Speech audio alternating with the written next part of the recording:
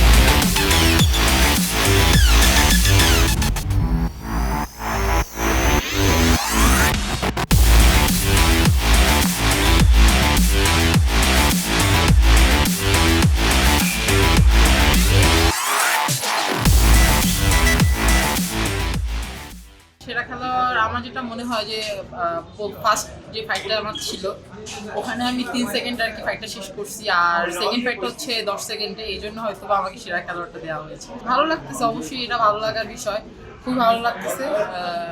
আমিও শুনলাম যখন মানে বললো আমাকে আর কি আমার কোচ এবং অ্যাডমিন স্যার বিএসপি, বাংলাদেশে আমাদের ফুটবল ক্রিকেট বাদে যেগুলো সিঙ্গেল আর কি গেম আছে সেগুলোকে একটু কম প্রায়োরিটি দেওয়া হয়।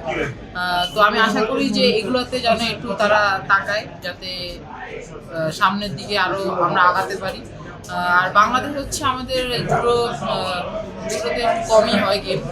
আমি আশা করি যে আরও বছরে 4-5টা গেম হলে ভালো হবে, তাহলে আমরা আরেকটু আগাতে পারবো, সামনে আরও বেশি আগাতে পারবো। আমরা খুবই এক্সাইটেড, কারণ এটাই হচ্ছে মানে আমাদের ফার্স্ট টাইম, আর এভাবে আগে কখনো এরকম একটা রেজাল্ট হয় নাই জুডোতে, ফার্স্ট টাইম। ভবিষ্যৎ টার্গেট আছে অলিম্পিকে ইনশাল্লাহ যাওয়ার ইচ্ছা আছে, কিন্তু আমাদের বাংলাদেশে আর কি যদি একটু বেশি বেশি আর কি গেম হয় বা গেম ই করে তাহলে হয়তো আমরা 25 সালে হচ্ছে আমি সাফ ক্যাম্পে ছিলাম প্রায় 4 মাসের মতো। পরে শুনলাম যে সাফ 27 সালে হবে বা 27 সালের লাস্টের দিকে হবে, তো এই জন্য পরে আমরা চলে আসছি বিএসপিতে। তো দেখা যাক, ইনশাল্লাহ হয়তো বা ভালো কিছু হবে ইনশাল্লাহ। For more updates, subscribe to our YouTube channel and click on the bell icon. Follow us on Facebook and Instagram. Download T-Sports app to enjoy exciting games and highlights. Visit tsports.com.